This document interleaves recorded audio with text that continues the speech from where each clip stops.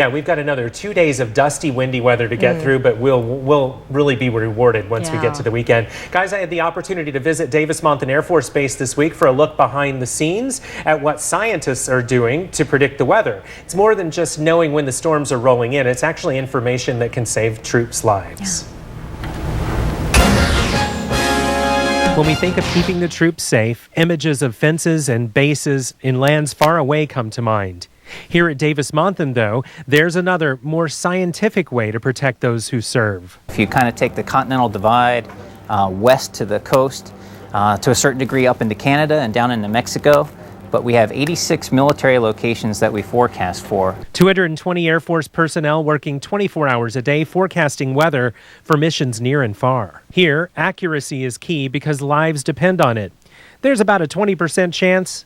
Well, that's not a forecast for these meteorologists. We need to be accurate, extremely accurate, because they tailor their day-to-day mission, whether it's a wartime mission or they're going out for training. These Air Force meteorologists speak the language of the atmosphere. So here through Oregon and most of Idaho, when we get strong winds that cut parallel to a mountain range, you're going to get air that's going to ascend up over the mountain, and when it gets to the lee side, the opposite side of the mountain, it's going to then dive down, and then it's going to hit another range, and it's going to rise up, and it's going to dive down. Between the ranges, you're going to start to get a wave that's going to a circulation between the mountains.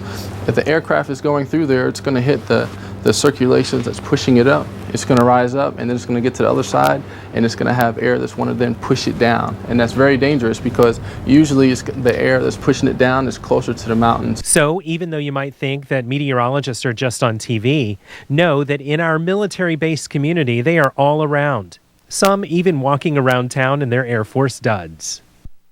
Yeah, really, as if you didn't respect their work enough. I this know. just takes it to a whole new level. And they are a big part of our community. There are 220 at the area that I went to, but there's another 500 on the base that forecast for other areas. About 700 meteorologists on staff at Davis-Monthan every day. That's a major part of it, Yeah, and it was is. really cool to get a behind the scenes look. Yeah. All right, thanks. Excellent, thanks, Chuck.